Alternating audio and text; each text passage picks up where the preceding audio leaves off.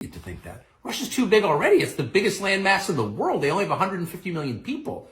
And they've got, 80 some effectively provinces or semi-independent states, but different nationalities and religions and languages. And I mean, imagine managing all that. They've got more than enough natural resources. They're swimming in natural resources. They don't have enough people in their view.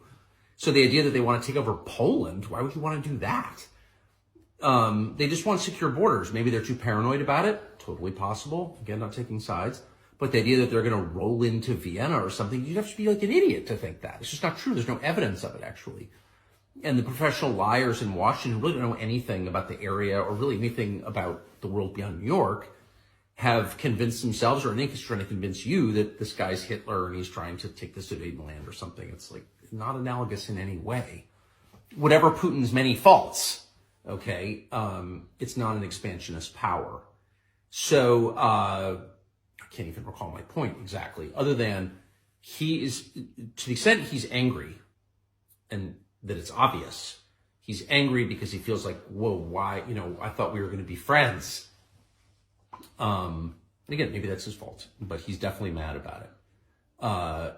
And the second thing I would say, which I thought was kind of really striking, is that he was willing to admit that he wants a peace deal in Ukraine, and sort of give it away and just sort of say that out loud. He said it a couple of different times. Again, maybe he's lying in ways I didn't perceive, but he kept saying it. I don't know why he would say it if he didn't mean it.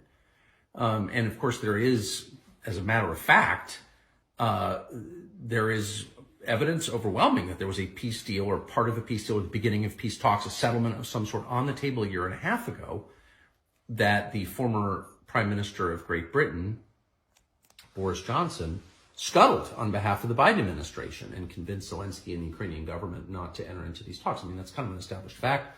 The Israelis were there. They revealed this, and that happened. So, but Putin, for his part, again, even talking about Putin, you feel like I'm flacking for Putin. I'm from La Jolla, California, not flacking for Putin. Please. I'm just trying to assess this rationally. It's interesting that he's willing to say, yeah, I want some kind of settlement. And the final thing I'll say is that if you're wondering who the lunatics are, U.S. officials have said on the record and have said to me, and are telling a bunch of people that part of the terms have to be Russia giving up Crimea. And without getting into the whole history of Crimea, here are the facts. It's, the home of Russia's warm water fleet. It's got a Russian population. They had a referendum. It chose Russia.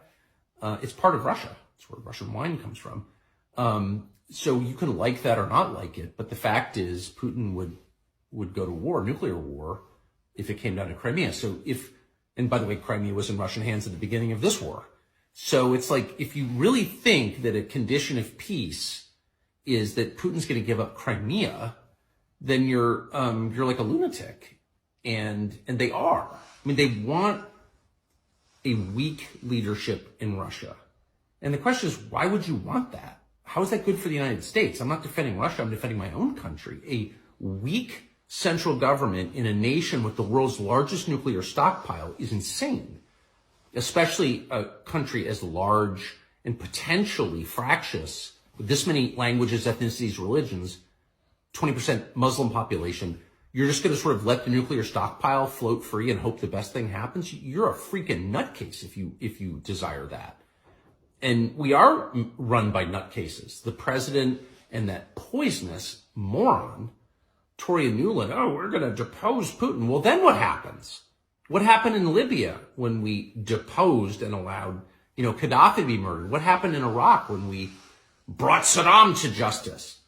Those countries fell apart and they've never been rebuilt again. In Afghanistan, we took out the central government and they came back. It's still run by the Taliban. So our track record of knocking out the leader, which is very easy to do, is spotty at best. Things don't always get better. And to do that to Russia, the largest landmass in the world with the largest nuclear arsenal, you're on drugs if you think that's a good idea.